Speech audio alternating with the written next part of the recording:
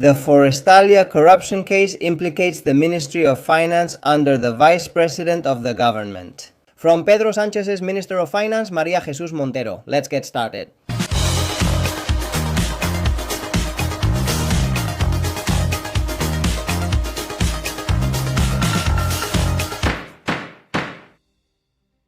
Hello everyone and welcome to a new edition of Medidas Cautelares. Now that the elections in Castilla y León are over, it's time to talk about our own matters. To talk about corruption, because the truth is that unfortunately we have plenty of it in Spain. And there isn't a single day when we don't have to talk about news and information related to corruption.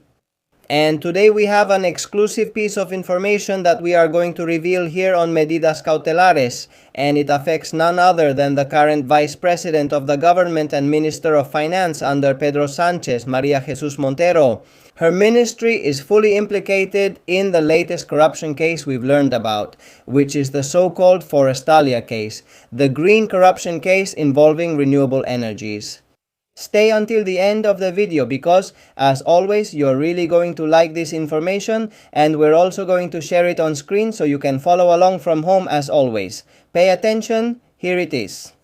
The photo where we can see two of the main characters in this story, because on one side we have María Jesús Montero, the Minister of Finance, María Jesús Montero, Vice President of the government, and on the other side the one who was also Vice President of the government and Minister for Ecological Transition, Teresa Rivera. Because both of them are completely implicated in this corruption case, the green corruption, the corruption of renewable energies. The Forestalia case implicates María Jesús Montero's Ministry of Finance through the public company. The Forestalia case is involved. It is integrated into the State Industrial Holdings Company, SEPI. SEPI is a public entity under the Ministry of Finance. Well, the investigating court number 1 of Teruel is investigating in this Forestalia case alleged crimes of administrative and environmental misconduct, bribery, money laundering, and membership in a criminal organization. As part of this case, 2 weeks ago, the president of Forestalia, Fernando Samper, and 5 other people were arrested. Among them was the former high-ranking official from the Ministry for the Ecological Transition, led by Teresa Rivera. That's why I say she's another key figure. This man is Eugenio Dominguez, and a local notary was also arrested. Well, according to a report from the Central Operational Unit for the Environment of the Civil Guard, you know, EUCOMA, not EUCO, but EUCOMA, because environment is added. In the end, as recorded in the summary of the Forestalia case, which we have accessed in Medidas Cautelares and Libertad Digital, the testimonies of multiple officials consistently describe the usual and regulatory procedure for the assignment and evaluation of renewable energy projects in the General Subdirectorate of Environmental Evaluation. The one in charge of it was this Eugenio Dominguez. It should be noted that the internal structure of the subdirectorate was organized into work teams. Each team was led by a devisor and made up of 2 or 3 technical officials. Optionally, and at the advisor's discretion, support from staff of the public company Traxatec could be used as technical assistance. Well, Eugenio Dominguez, former Deputy Director General of Environmental Evaluation and former high-ranking official under Teresa Rivera in the ministry, is the central figure according to EUCOMA in the scheme described by almost all the witnesses. Multiple statements point to him as the one responsible for assigning to himself. All of the renewable energy projects submitted by promoters belonging to the Forestalia group, a practice described as extraordinary. He is accused of having created a parallel processing system, diverting these files to the public company Traxatec for evaluation under his direct supervision. EUCOMA also points out that Forestalia is the company promoting renewable energy projects. According to the set of decisions and statements, it is the main and almost exclusive beneficiary of the alleged procedural irregularities under investigation. The testimonies indicate that its files receive preferential and privileged treatment. For its part, Traxatec is a public company whose original function, according to EUCOMA, was to provide non-mandatory technical assistance to the teams of the General Subdirectorate of Environmental Evaluation. Its role was transformed under the leadership of Dominguez, that is, the former high-ranking official of Teresa Rivera. Traxatec went from being an optional support to becoming the central tool for processing the projects of the Forestalia group. The witness Pablo Font described the Traxatec team that served Dominguez with the expression Praetorian Guard. Praetorian Guard, very important. These external technicians issued the reports that on occasion reached Dominguez. These were contacted for his signature, consolidating a closed work circuit outside of internal controls. Well, according to the Civil Guard, the creation of a parallel processing channel is one of the points with the most testimonial corroboration, which suggests a consolidated and well-known modus operandi. As a result of the renewables boom, most of the Forestalia Group's projects were assigned directly to Traxatec.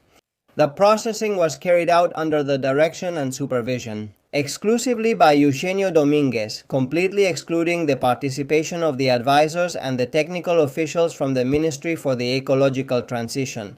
That is, how did the public company Traxatec, which depends on the Ministry of Finance led by Maria Jesus Montero, become a key piece in the workings of this green corruption scheme, this Forestalia corruption scheme? And I suppose you must be wondering, Traxatec, why does that name sound familiar? I'm about to explain why Traxatec sounds familiar. The public company Traxatec already seems to be implicated in the Koldo scheme for hiring the prostitute of former Minister of Transport José Luis Ábalos in 2021. Jessica Rodriguez was internally identified as the minister's niece, Ábalos' niece. Interesting euphemism. Well, Traxatec paid Jessica part of a total of 43,970 euros and 38 euros that Jessica also earned from the public company Inico without doing any work. Former bosses and former employees of Traxatec reported pressure to turn a blind eye to the hiring of Jessica Rodriguez, to stop harassing her with attendance checks. They were even removed or forced to resign to stop internal investigations. This is what happened at Traxatec. Jessica Rodriguez herself, in her testimony as a witness at the Supreme Court, said that she did not work at Traxatec or Ineco, but that she did receive payments from these public companies. Don't tell me you have to be a genius to be on the payroll of a public company for years without actually working. You really have to have a lot of nerve, just like in this whole scheme, this network of corrupt people, like José Luis Ábalos, his prostitutes, his girls. The truth is, it's all just sad, seeing how Spain is right now with the collaboration of these scoundrels. This is what we published exclusively in Medidas Cautelares and in Libertad Digital. The truth is, it's very important information because with so many corruption cases, it seems like you get lost. Pay close attention to this Forestalia case because let's see where it keeps escalating. As I mentioned before, the Court of Instruction No. 1 of Teruel is investigating this case. We'll see if it ends up centralized in the National Court because crimes as serious as criminal organization are being investigated, and no less than several ministries are already implicated, such as the Ministry of Ecological Transition and the Ministry of Finance with Traxatec. So we'll have to pay close attention to the upcoming information, which of course we will continue to publish exclusively here. In precautionary measures with Miguel Ángel Pérez related to this systemic corruption of Sanchismo in Spain, that's all for this edition of Precautionary Measures. Thank you very much for your support, for always being there. The other day, while checking the channel statistics, they said that you are a very loyal audience who come every day to see what we've published here on Medidas Cautelares. So really, thank you very much for always being there.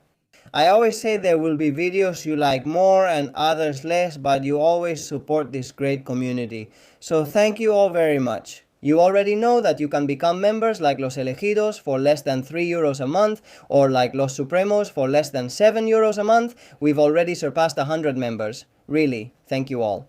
And of course, you can also become subscribers for those who haven't done it yet, Because we already have more than 126,500 subscribers.